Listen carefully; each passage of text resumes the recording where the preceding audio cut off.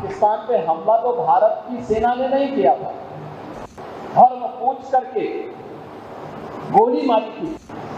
कानपुर के शुभम द्विवेदी को मात्र 2 महीने पहले शादी हुई थी उस युवक की, उसकी पत्नी के सामने गोली मार दी गई। तीनों सेनाओं के द्वारा संयुक्त रूप से की गई कार्रवाई में ऐसे 124 से अधिक आतंकवादी मारे जा रहे हैं। पाकिस्तान पे हमला तो भारत की सेना ने नहीं किया था, उसने हमारे निर्दोष लोगों पर प्रहार किया था, धर्म पूछ करके गोली मारी थी। 3 वर्ष तक के बच्चे को गोली मारी। कानपुर के शुभम द्विवेदी को मात्र 2 महीने पहले शादी हुई थी उस युवक की, उसकी पत्नी के सामने गोली मार दी गई। 26 ऐसे लोगों को निर्मम हत्या कर दी गई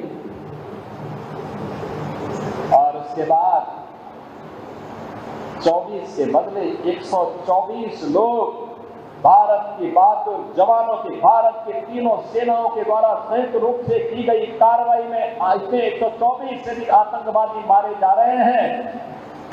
तो गलती भारत की नहीं, पाकिस्तान के उन लोगों की है जो लोग पाकिस्तान में बैठ करके आतंकवादियों को प्रश्रय दे रहे हैं, आतंकवाद को पनपा रहे हैं।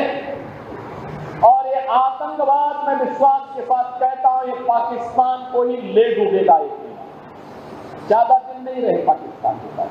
वैसे भी हमारे एक पूज्य संत ने घोषणा की थी कि पाकिस्तान तो ये भविष्यवाणी है, पाकिस्तान का आध्यात्मिक जगत में कोई अस्तित्व नहीं है।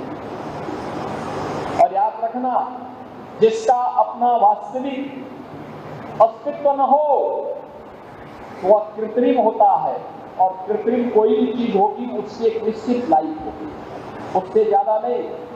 75 वर्ष बहुत जी लिया पाकिस्तान, अब उसका समय आ गया है, वो अपने ही कृत्यों से अब अपनी सजा पा रहा है। लेकिन आज भारत के बहादुर जवान जिस मजबूती के साथ पाकिस्तान को उसका जवाब दे रहे हैं, हर भारतवासी को अपनी सेना की यूनिफॉर्म पर, रक्षा बलों के अपने बलों पर के जवानों पर गौरव की अनुभूति करनी चाहिए। आज बहनों और भाइयों, ऐसे ही अयोध्या का एक लाल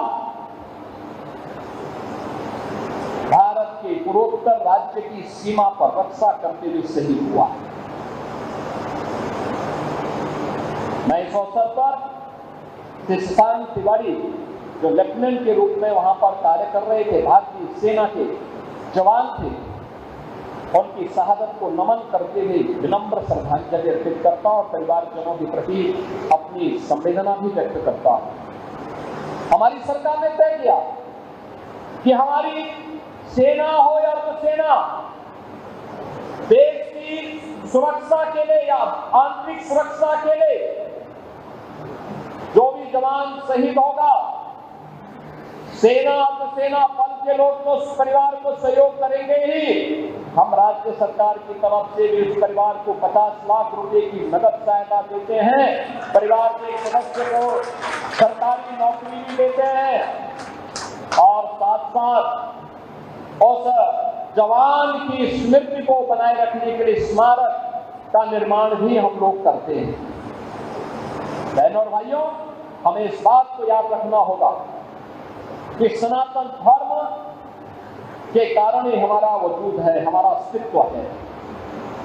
हम सब कुछ स्वीकार करेंगे, लेकिन अपने देश और अपने धर्म के खिलाफ कुछ भी स्वीकार नहीं करेंगे। यह हमारा संकल्प होना चाहिए। श्री राम जन्मभूमि, श्री हनुमानगढ़ी, हमारे पूज्य संतों के आश्रम, हमारे मठ मंदिर, हमारे पूज्य संतजन इस सनातन धर्म के स्तंभ हैं, सनातन धर्म के आधार हैं। इनका सम्मान होना चाहिए। इनकी गरिमा और इनके गौरव के विरुद्ध कोई भी आचरण स्वीकार्य नहीं होना चाहिए।